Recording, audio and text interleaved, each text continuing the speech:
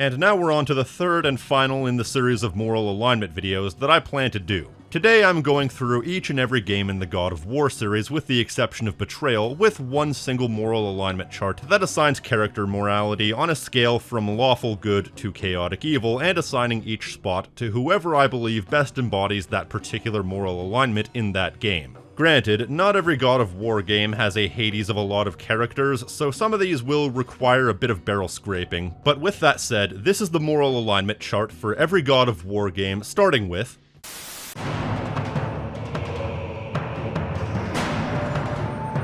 Of course, we start with the very first game in the series, about a lone warrior traveling to find Pandora's box and use its power to destroy the mad god Ares. Let's start out with Choose your enemies wisely, Kratos. Your brute strength alone will not be enough to destroy Ares. The Oracle of Athens is basically entirely innocent and is caught in the crossfire of Ares' rampage, and while she shows some disgust towards Kratos when she reads his mind, she does help him with pretty much no questions asked. She's a servant of Athena and has no moral drawbacks from what I can tell. She's also not necessarily keeping the law in Athens, but she does uphold everything that Athena stands for, so to me that makes her lawful in this instance. Oh, I've got a lot of digging to do indeed. All will be revealed in good time. Now, I ain't saying he's a gravedigger, but he ain't dealing with a dead anyways. The gravedigger, who was implied to be Zeus, is about as morally virtuous as he's ever gonna get in this game. He's an ambiguous figure throughout the game, sitting there in a single spot digging a grave, only to reveal that the grave in question was a grave straight to the underworld in which he freely revives Kratos in order to give him a second chance to fight Ares. It is pretty self-motivated, but it's still a good deed that he does, as the death of Kratos was an unfair moment of fate. The gods of Olympus have abandoned me. What do you get when you give a man who's riddled with trauma and desperate to be free even the slightest possibility of redemption? You get a man who's willing to do a lot of very not nice things. Kratos is a force of nature in this game, killing anybody that stands in his way and destroying anything that stands in his way in order to attain the peace from the remorse and the guilt of spilling his own family's blood. So he has self-motivated intentions, but the ends do justify the means because he does a lot of good. Complete this final task, and the past that consumes you will be forgiven. Have faith, Kratos. No, ladies and gentlemen, I'm not putting Athena as a lawful neutral because of my theory of her always having been evil, but rather the fact that she's complicit with Zeus and the rest of the gods in leading Kratos on for 10 years without ever planning on giving him what he actually wants. So yes, personality-wise, she's one of the more lawful gods, but she can't claim moral righteousness. You again? The ship captain? Yep. True neutral. Dude manages to show up and get screwed over by Kratos twice. He's a running joke that has no critical agency of his own, so that tells me he's true neutral.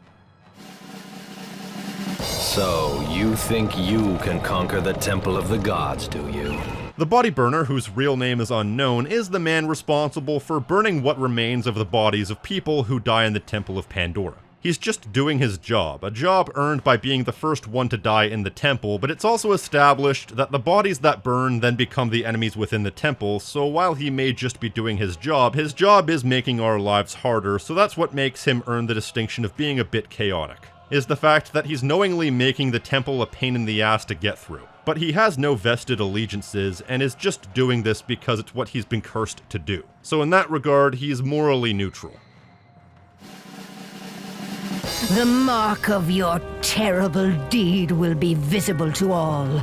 So on one hand, the village oracle is only evil in a matter of perspective, because on one hand, Kratos is ransacking her village, but on the other hand, knowing that he made a mistake in killing his wife and child, and then cursing him with grafting their ashes to his skin, that is the most diabolical of punishments that you can ever think of. Only somebody with a sinister streak could come up with that. But also, as the village elder, she also is inherently a lawful figure, but for subjecting Kratos to what is arguably a fate worse than death and being proud to do so, that's pretty evil from a certain perspective, even if she's justified.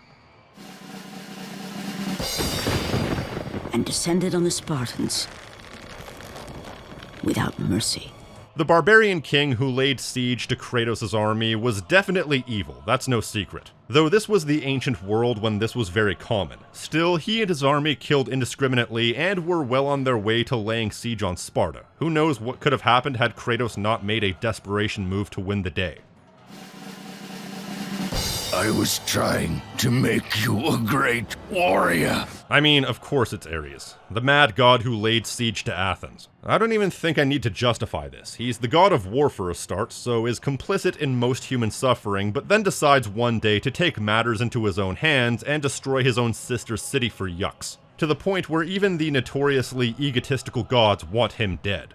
Oh yeah, and I almost forgot. He also tricked Kratos into killing his own wife and kid, and then bragged about it? Ares is a bastard, so he takes the chaotic evil distinction without question.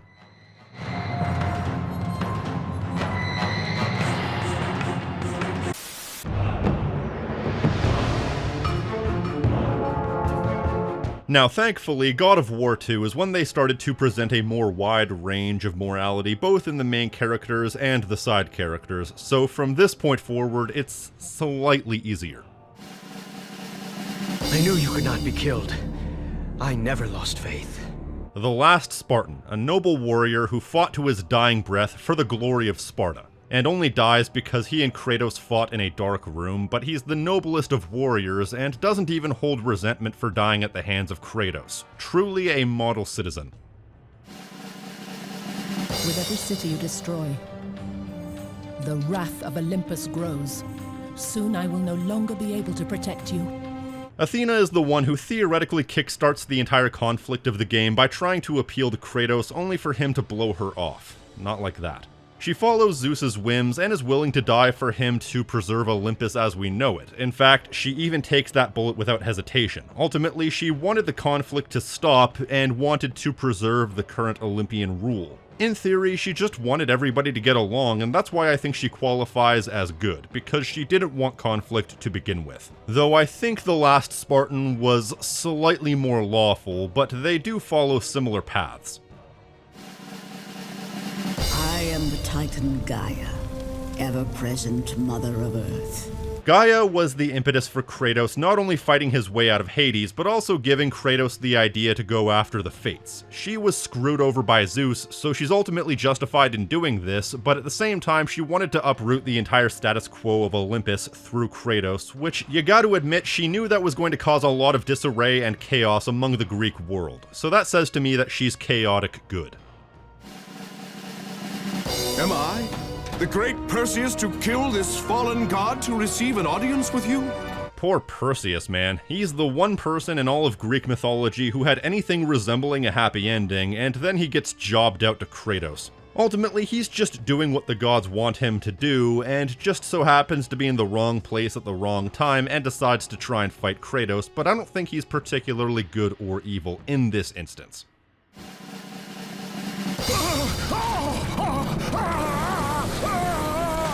Furthermore, poor Prometheus. He thought humans deserved to have access to fire, and now he gets punished every day by having his liver devoured. His only reprieve is being burnt alive. What a sad existence. But seeing as he exists as sort of a plot device and nothing else, he's true neutral in my eyes. For my efforts, the sisters shine their light upon me, delivering the very object of my vengeance. Is it fair to say that morality is a subjective thing that changes from situation to situation? If somebody was once good who's now turned bad, and we were to have fought them both when they were good and bad, there's a case to be made that you're more morally virtuous in the latter's case. And that's why I think the Barbarian King here is not evil but neutral in his second appearance, because he's been revived in order to take his revenge against Kratos, who wants to tear down Olympus brick by brick. So I would say that based on the context, he's been downgraded, or upgraded, from evil to neutral, and the chaotic part comes from his staunch desire to take revenge. Anybody who desires to kill somebody with that much animosity can only be chaotic. Yes, I am forced to attend to this matter myself. I mean, there's absolutely no doubt that Zeus is evil in this game, tricking Kratos into an untimely death, destroying Sparta out of spite, and basically screwing everyone over. He's presented as the ultimate villain, but he's still the god of gods. It's still his domain and his rules, no matter how unjust they may be. He runs the place, he makes the law, and so he's inherently lawful despite being evil.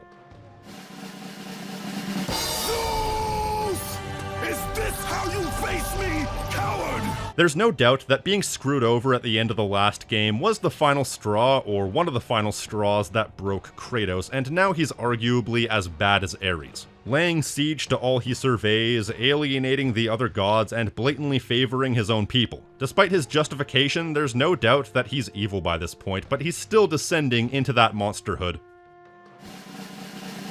The fates have not deemed victory for you. Your soul will never find peace for what you have become. The Fates are the worst group of villains in this game if you ask me, because they are more than willing to undo history just to prove a point. Based on the rules at play in this game, time is a linear sequence, and so they're willing to undo Kratos' victory against Ares. Who knows what that could have caused between Ares himself and him possessing Pandora's box. Basically, their willingness to kill Kratos in the present by killing him in the past is a short-sighted decision that could have very well ended the world as we knew it, all for the purpose of spite, making the Fates worse than anyone in the game.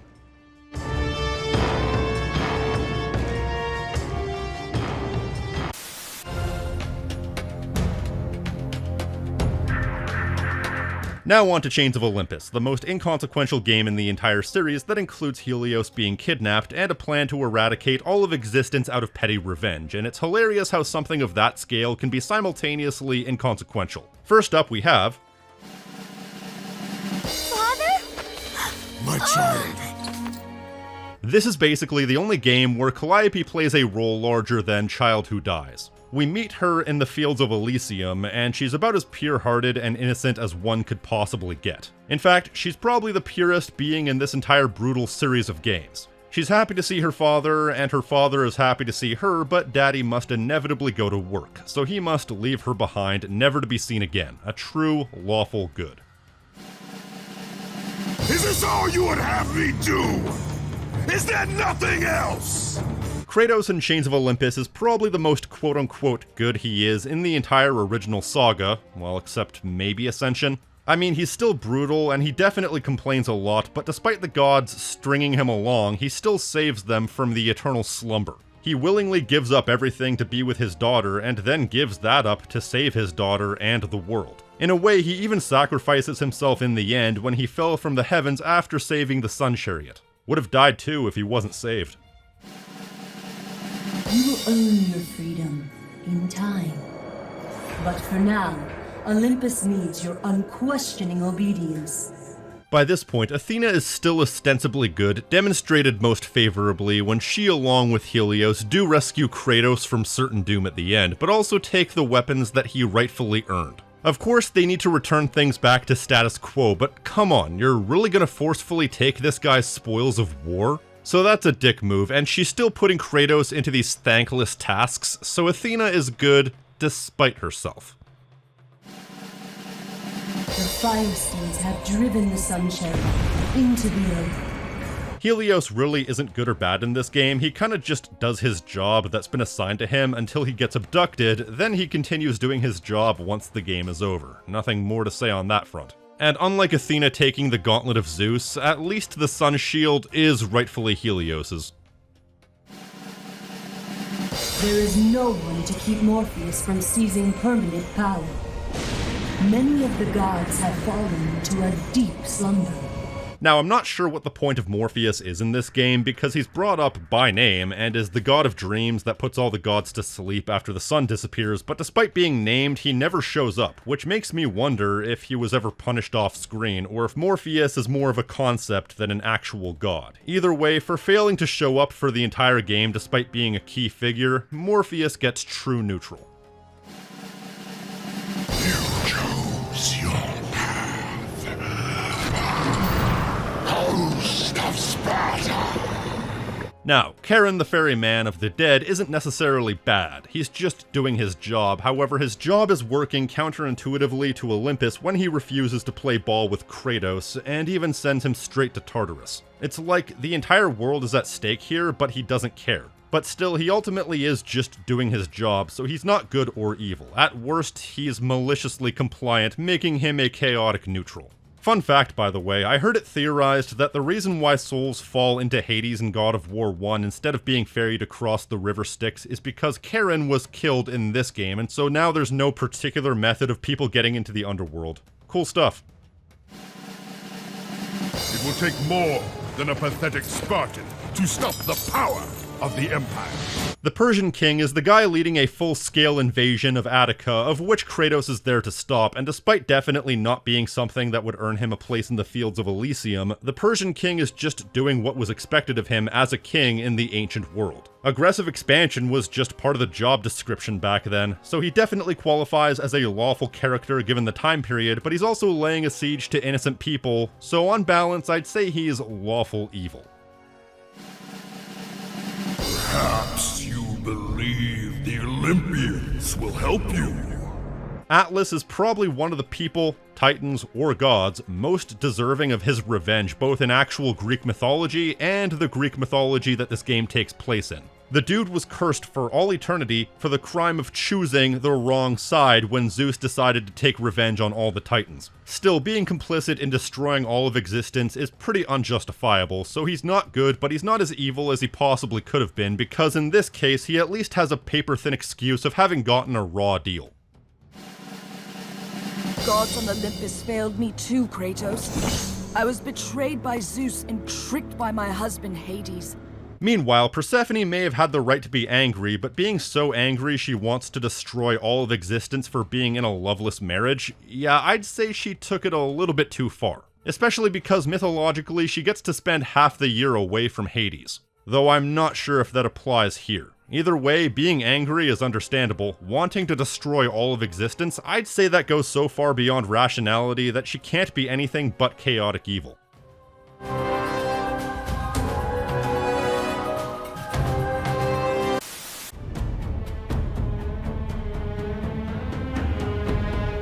Then we have God of War 3, the game where everyone is competing to be the biggest asshole. The very titans that Kratos have freed have now betrayed him, so Kratos has snapped and decided, That's it! Everyone dies! He sees only revenge, and anything that gets in the way of his revenge is acceptable collateral damage up to and including the world itself. And thankfully, we have enough of a wide range of characters to choose from, starting with... Hope is what makes us strong. It is why we are here. It is what we fight with when all else is lost. Pandora is truly good. She's not necessarily lawful in the traditional sense, but she's basically good without flaw. Makes sense, that was what she was designed to be. And being an automaton would also explain why she falls so far down the uncanny valley. But she's the one thing that's able to bring Kratos back from the brink to finally break through to him, to the point that despite being her purpose to sacrifice herself to open Pandora's box, he doesn't want her to do that because she's too good and pure. She's a good soul in a world full of madness. You know, Kratos, I wasn't always like this. A monster.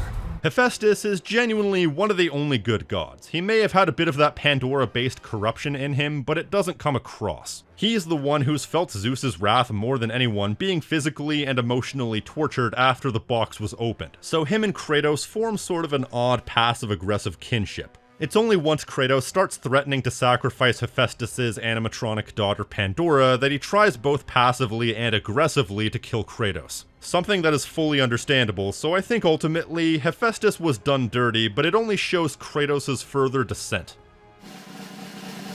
Kratos, it's been far too long. Oh wow, the whole family is here. Well, I'm gonna have to be extremely careful with what kind of footage I choose for this one, because Aphrodite has her tits out the entire time. But for being a god that we never have to kill, and in fact is very good with hospitality so to speak, Aphrodite can be considered one of the good ones. But she's also openly cheating on her husband with everything that has a pulse, and I know her husband is Hephaestus, but come on, give the dude a break. While you were being crowned the god of war, I was sent to find an apple. I don't think Hercules is evil in this game, I think he's just misguided. teaming up with the gods presumably out of a sense of duty towards his family and out of a sense of jealousy of Kratos for receiving a much better reward for his work for the gods, and now he wants to kill Kratos to prove that he's worthy of the throne of the God of War. He's following the god's orders, which is lawful to a point, but he's also self-motivated and wants to become the new God of War, and his personal beef with Kratos is entirely built on a misunderstanding because of how different the gods treated them. They have no actual beef with each other, and merely Hercules, with his infinite rage, wants to prove himself. That's not evil, that's misguided in my opinion. He's not good because he's knowingly siding with the Olympians, but he's also not evil. So neutral it is. My sacrifice to save Zeus has brought me to a higher existence. I consider Athena to be the true neutral of the story because she really doesn't do anything herself. She's ascended to a higher form after her death and is mostly just stringing us along. It's only once everything is said and done that she reveals what she wanted this whole time. But because she can't physically do anything for herself, it makes her somewhat of a non-entity in the overall story beyond being somewhat of an unreliable narrator because she doesn't do anything and in the end isn't able to do anything, so she's a true neutral to me. A coward's words, Kratos. You don't try to catch me because you know you can't. Yes, Hermes is working for Olympus, but he's also too ineffectual and too much of a troll to be anything of actual consequence to the overall conflict. And the way he's presented, it makes it come across as though he's not actually fighting Kratos for the purposes of saving Olympus, but more for the lulz. So I don't know, he doesn't seem like an evil character akin to all those other Olympians, he just seems like a neutral character who's joined in on the conflict just to have a little bit of self-serving fun. Well, until he's no longer having fun anyway. Such chaos. I will have much to do after I kill you. Okay, well you probably saw this coming. Zeus is more evil than ever, and he's only gotten more insane after he's gotten more paranoid. But with that said, he's still Zeus, the god of gods, and the authority above everything else. So he's still the most lawful man in the land, given that he owns the thing, so in spite of being potentially worse than Kratos himself, he's still distinctly and definitely evil, but also lawful. The death of Zeus is within our reach. Climb to my hand. Oh man, Gaia really turned on Kratos, didn't she? The entire conflict of this game is three people who once trusted the others and then got horribly betrayed and now want revenge. Gaia wants to tear down Olympus, but makes the mistake of considering Kratos nothing more than a pawn, so now her evil self-serving machinations are in motion as well, regardless of who gets killed in the crossfire. For leading Kratos along so much and then simply throwing him away the moment he was no longer useful, having the gall to think that he would ally with her again, and for trying to kill everyone herself combined makes her definitely evil, but perhaps the lesser of three evils. The hands of death could not defeat me. The sisters of fate could not hold me. And you will not see the end of this day.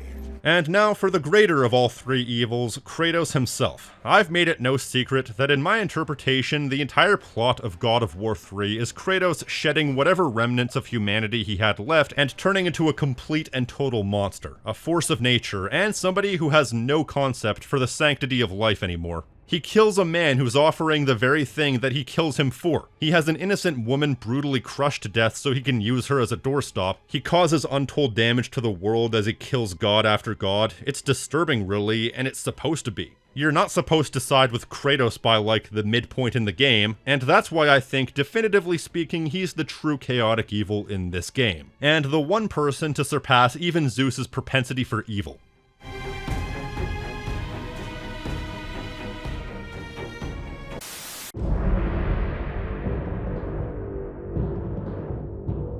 Now onto the second of the PSP games, not necessarily a prequel, but more of an in-between-quel that takes place between God of War 1 and 2 as Kratos is gradually earning the ire of the Olympian Council. The gods locked away Kratos' younger brother out of fear, and now Kratos is attempting to move heaven and earth to find his younger brother, so let's start with... Your weapons, my lord. I have looked after them as if they were my own. Now, I had no idea that this random Spartan was actually the last Spartan from God of War 2. But I guess that makes sense. He already has a bit of a story going for him, so they might as well expand upon it. He's a loyal soldier to Kratos and of Sparta. He follows orders and goes above and beyond for Kratos, especially in being the one to take care of Kratos' old Spartan arms, and even brings them to him as he's leaving. Which suggested that these two knew each other before, but we'll never know. Either way, for his staunch loyalty, discipline, and love for his homeland, he earns the distinction of being lawfully good, despite only being in the game for like 5 minutes. The temple of Ares in Sparta holds the secret that will lead to your brother.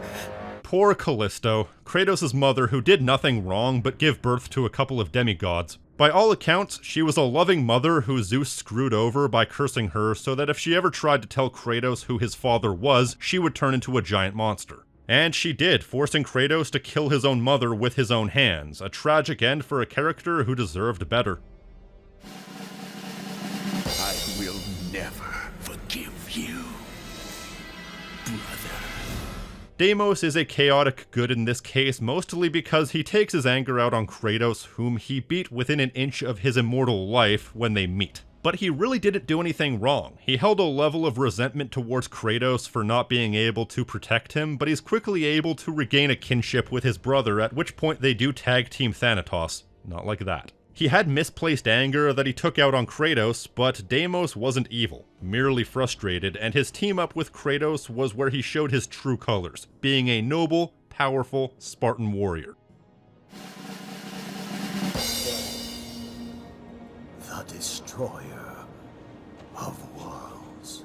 The Gravedigger in his previous iteration saw him as somebody who helped Kratos come back from the underworld after being brutally killed. Now he's the one who shows up conveniently right as Deimos dies in order to bury him, and then offers some foreboding words. Now, only one remains. We all know he's Zeus, but he's not actively doing anything bad yet. He doesn't help, he doesn't hinder, he only exists. So being Zeus makes him inherently lawful, but his actions also make him neutral. Oh, my daughter. My beautiful little girl.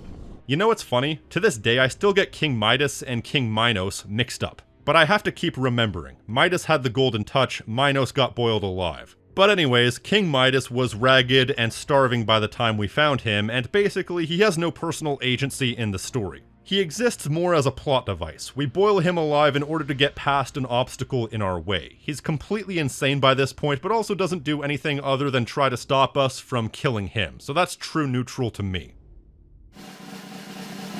The visions still haunt me, Athena. The visions you promised to take away. So I don't believe that Kratos is fully evil by this point. He's in the process of becoming evil, but at this point he's entirely self-motivated and is fully justified. The gods lied to him once again, and now they're actively withholding his family from him and refusing to even elaborate why. If anything, they practically asked for this. He does leave a hell of a lot of destruction in his wake, which definitely puts him over the edge as being a true chaotic neutral, but that still doesn't make him unjustified. Anybody who gets in the way of him seeing his family are the ones in the wrong here. Speaking of... Ares chose poorly that day. Being the god of death does not make you inherently evil. Being the overseer of a child who was stolen from his family and then locked away for decades, that's pretty evil. Thanatos is the one who stands as the last line of defense from Deimos getting away, and he ends up killing Deimos, which only resulted in his own death. Basically, while Thanatos may not have been the instigator of this conflict, he's still the god of death and is also the one who caused all this tragedy at the end of the story, but he's also just following orders. Theoretically, he's not doing anything wrong, however, he's on the wrong side of history, making him, to me, lawful evil.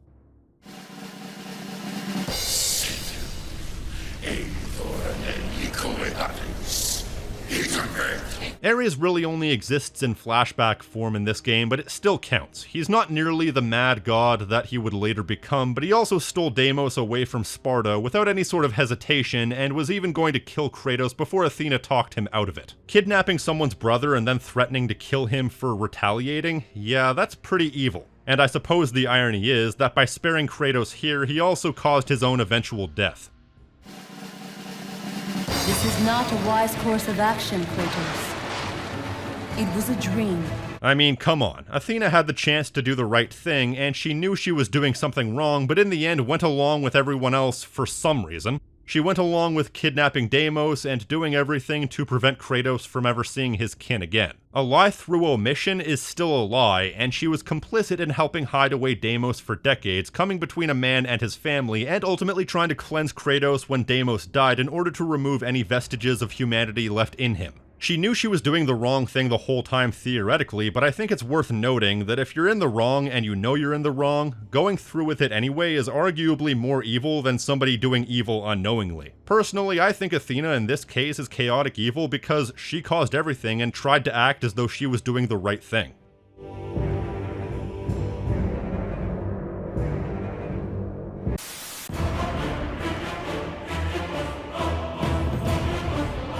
God of War Ascension, the final of the classic games, set only 6 months after Kratos breaks his oath to Ares following the death of his wife and child. Oh Christ, talk about a monkey wrench in the machine. Because God of War Ascension barely has any characters, let alone characters who could apply to the ends of the morality spectrum, I was tempted to skip this one, but I'll try.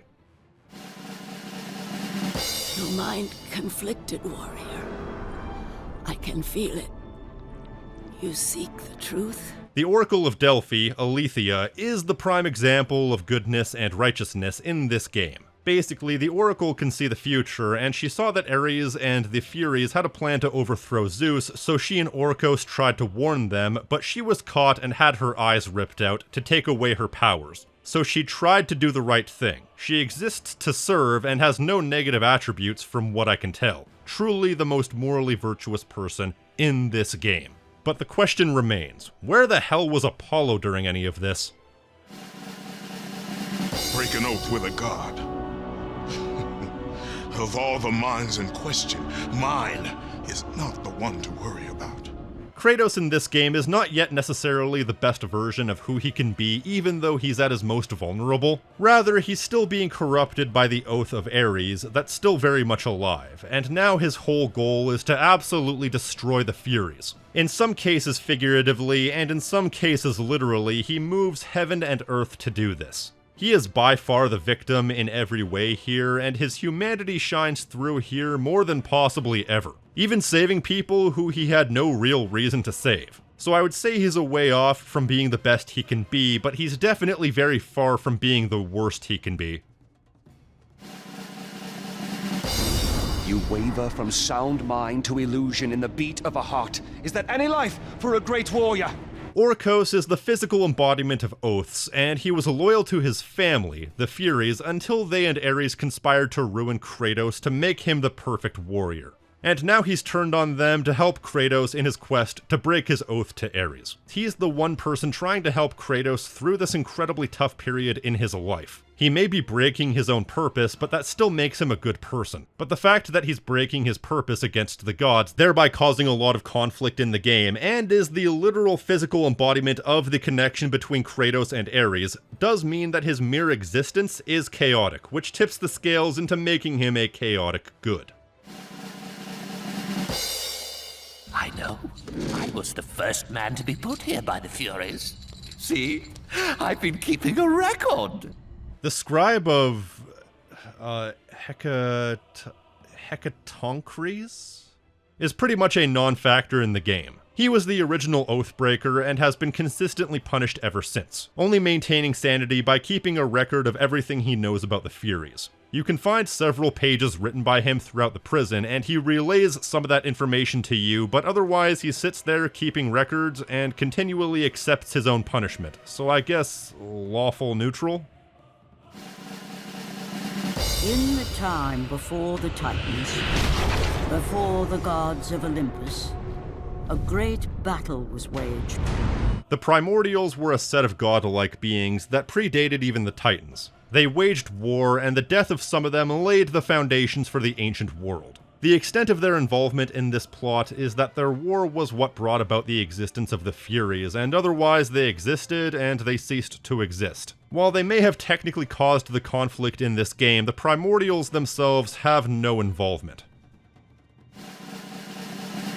My, quite persistent, isn't he? Pollux and Castor, I guess? I don't know, they're overseeing the Oracle being locked up and demanding tribute, but they're also not actively part of the main plot to torture Kratos. Plus, these characters are also basically the only characters left by the end, so they get this distinction partially out of a process of elimination, and also partially out of not being anywhere near as evil as the Furies.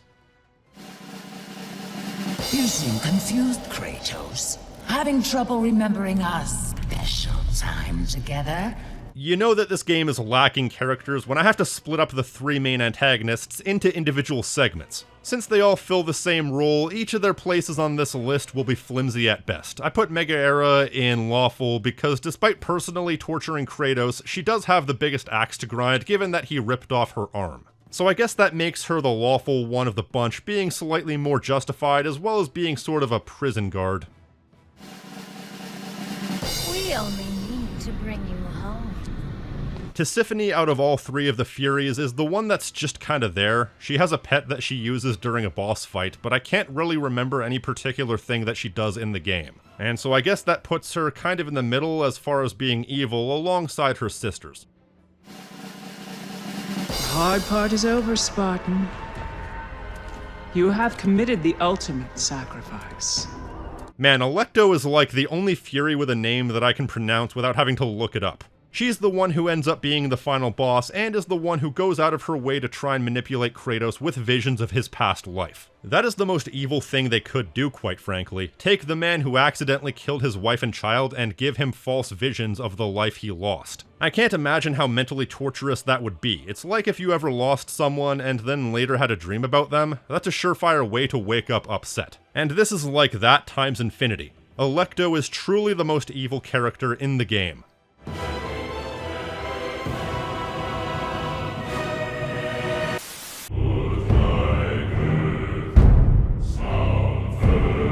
Flash forward several years both in real life and in the in-game universe, and now we have God of War 2018, surrounding Kratos in his attempts to run from the shame of his past as he's forced to confront the Norse pantheon, all while grieving his newly dead second wife and attempting to be a role model for his young son. A controversial game to say the least. To some people it's the game that reinvigorated a stale franchise, and to others it's the death of God of War. But we're not talking about that, we're talking about moral alignments. So we start with...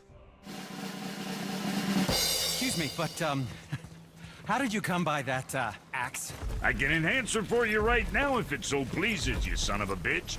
I couldn't put just one of the Huldra brothers in this compilation because they kind of come as a package deal. Because they play the same role. They are opposed personality-wise, Brock being a foul-mouthed, fearless man who's not afraid to get his hands dirty, and Sindri who's a timid germaphobe who will reluctantly stand up for what he believes, at best. And despite their rivalry, they're both good-hearted, help you with your quest without hesitation, and eventually come together to create a once more unstoppable team. They're the best, and it's fitting that they're the first non-family characters that we've seen in a very long time that Kratos considers friends. First, you need to cut off my head. Wait, what? Odin made sure that no weapon, not even Thor's hammer, could free my body from these bonds. Mimir is basically if your favorite grandparent was a severed head. A man who spent much of recorded history being brutally tortured by Odin and his goons, gets beheaded and is revived, and now he's a trusted ally who offers wisdom and patience, revealing whatever information he can give at any given time, as well as being a trusted friend to Kratos when he badly needed one to help with his parenting advice and general wisdom when necessary. Mimir is exactly who Kratos needed as a sidekick. Do not be sorry. Be better. Meanwhile, after many years, Kratos is genuinely trying to turn a new leaf. We're basically led to believe that Kratos relied upon his now dead wife to be the emotional heart of the relationship, and now that she's gone, he is forced to be the load bearer of his son's emotional development. Something he's absolutely not prepared for, as he's still traumatized by his past actions and is deathly afraid of allowing history to repeat itself and for his son to be harmed, especially by his own hands. Only worsened now that he's been forced out in the open by the Norse gods. He wants to be better, but his emotionally repressed nature and fractured mindset causes a lot of conflict between him and all the people he most cares about. His intentions in this mindset are relatively pure, but he doesn't know how to express it, and that's what makes him chaotic. Maybe I see more of myself in you than I'm willing to admit. Maybe Maybe by helping you, I'll make up for a lifetime of mistakes. The thing that works against Freya is that her desire to keep Baldur alive drives a wedge between her and everyone else. She's not a bad person, she's just holding back a lot of information for the sake of everyone else, and if you dare threaten Baldur, then may the Allfather have mercy on you. But she's more than willing to help out at points. She helps cure Atreus when he falls ill, and is one of the few people to break through to Kratos. Otherwise, she mostly just keeps to herself in the forest and doesn't really threaten anyone or anything, especially as she's bound to Midgard. So she's definitely a trusted ally, but her actions towards her son and the information she doesn't reveal is what keeps her from being truly good.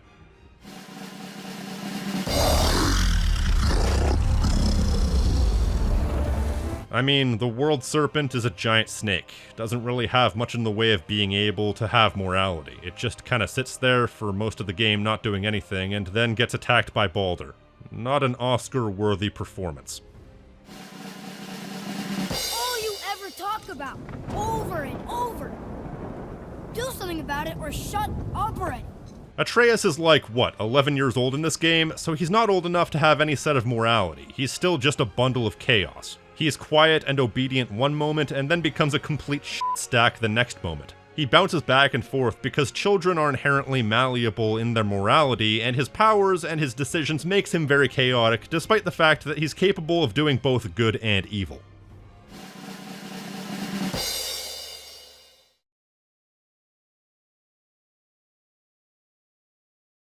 You may say to me that picking Odin is a bit odd considering that he doesn't physically appear in this game, but he kind of does considering that all his crows are sitting around spying on every inch of the world. And to me, he kind of plays a similar role to Zeus, where he's lawful evil because he's the guy who runs the joint and therefore makes the laws, but at the same time runs the land with an iron fist.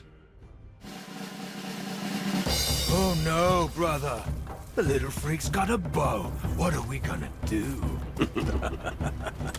As for the generally evil characters, I think that goes to Magni and Modi, who much like Brock and Sindri come as a package deal. They are the sons of Thor and the general ground-level soldiers antagonizing Kratos and Atreus. Both of them are summoned to aid Baldur in the hunt for Kratos and the Guardian, who turns out to be Kratos' late wife, and I wouldn't say they have much personality between them as they're both disposable field grunts, but their relentless determination to hunt down the Guardian and the Guardian's family, and the way they make both Kratos and Atreus suffer is pretty despicable, so I think they are distinctly evil. Although it was a shame to see Modi suffer like he did, he deserved better than that from his family.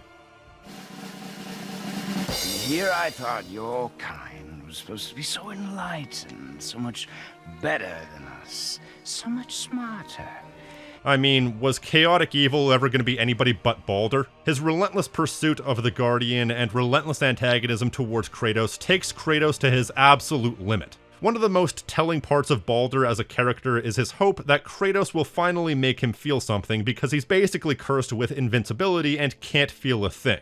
For that and several other reasons, he chases Kratos to hell and back, literally, and brutally wounds him every time, and even attacks Atreus. His unfeeling nature has caused him to lose all sense of humanity and become a complete senseless monster who has no perspective for pain or suffering. He inflicts pain on seemingly everyone he comes across, truly making him the chaotic evil in this game.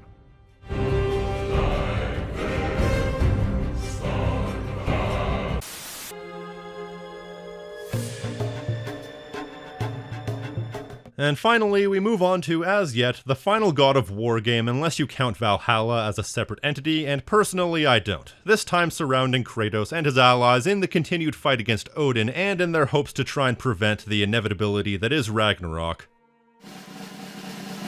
I'll speak to the lady. I never get to speak to the lady.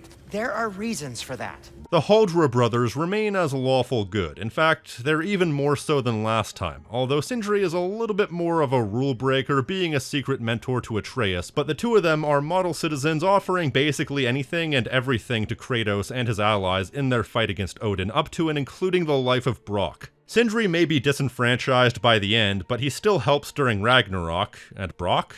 His contributions and friendship needs no explanation. These two are the models of righteousness in God of War Ragnarok. My son, or you may meet the god I once was.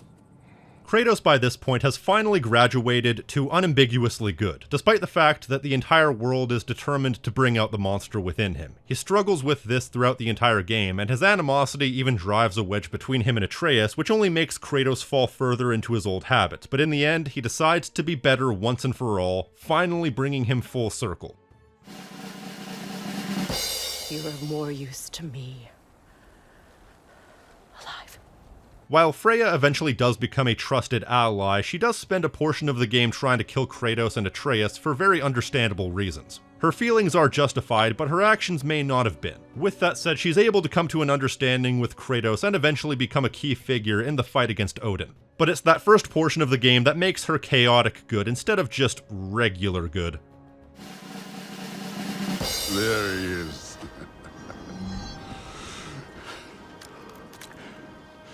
There's the god of war.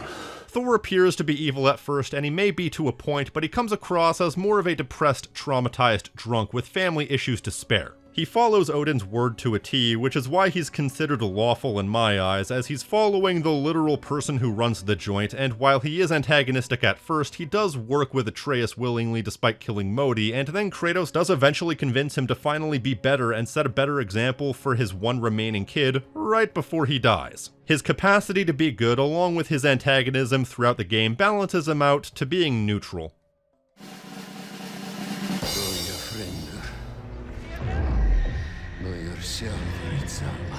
I had to look up this guy's name because he's such a non-entity in the God of War Ragnarok story. The first time I watched the heroic sacrifice scene, I couldn't help but laugh because this is a character whose only dialogue was optional up to that point. Then he made a heroic sacrifice that meant nothing, but apparently he's still alive in some optional side quest that I never did. I don't care. No personality means that Berger is the true neutral to me. Whatever Loki's supposed to be doing, he's supposed to be doing it now. My story doesn't end hiding in these woods. Once again, Atreus is not good, nor is he bad. He's just a force of adolescent chaos, especially now that he's learning to exist independently of Kratos as a Loki. He's a big ball of energy and emotion who causes a lot of issues, and a lot of this is due to his headstrong nature and his necessity to keep secrets from Kratos. But none of that means he's bad, it just means he's a slightly misguided kid fully capable of being good but screws up royally more often than not, and that's okay. How does peace strike the esteemed, retired god of war? How about we just don't kill each other?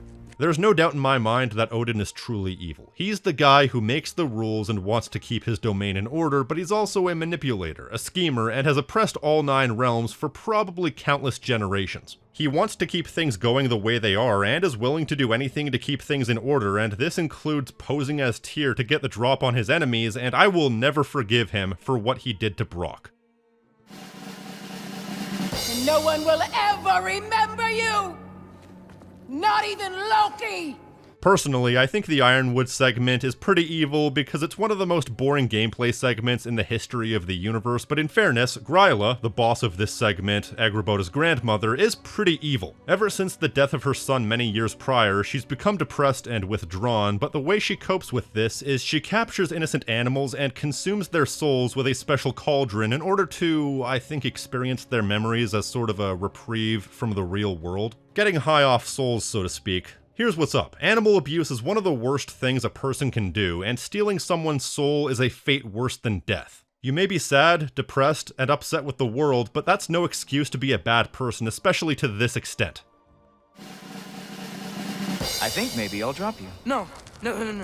Yes, I'm going to drop you. Goodbye. Heimdall to me is the most evil character in this entire game. He's a slimy, sniveling son of a bitch.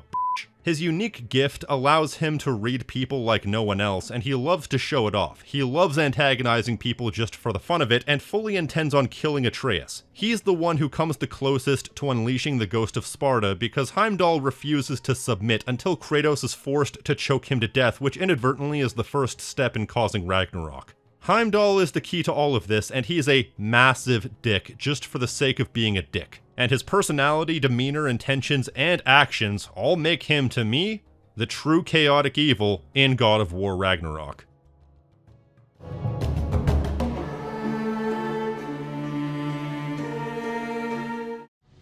Alright, enough of that. This will probably be my last moral alignment video. Ran the topic into the ground and now I'm running away. I think the most interesting thing about this specific series when looking at all these different moral alignments is seeing the progress of Kratos' character. How during the prequel days he was a good person, then he went from good to neutral to evil to really evil. Meanwhile, the gods themselves were always somewhat evil. Usually their morality kind of depended on how their goals lined up with Kratos, because ultimately the power dynamics of the series had it to where the gods were the aggressors for the majority of the time, because Kratos really couldn't do much about his situation, and then they screwed themselves over by giving him power. Then there's the lawful good entry, which a lot of the time belongs to good-hearted women who maintained their goodness and delight even in the darkest of times.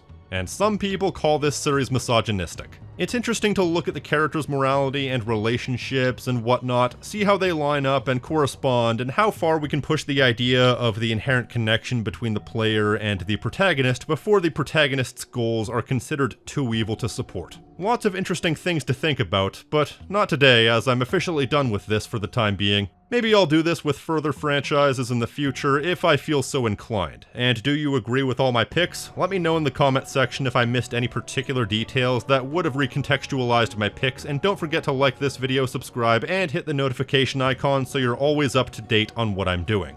And if you want to support the channel in a financial manner, you can pledge to my Patreon for unique perks and rewards such as early access, Discord benefits, and exclusive content along with these fine folks right here.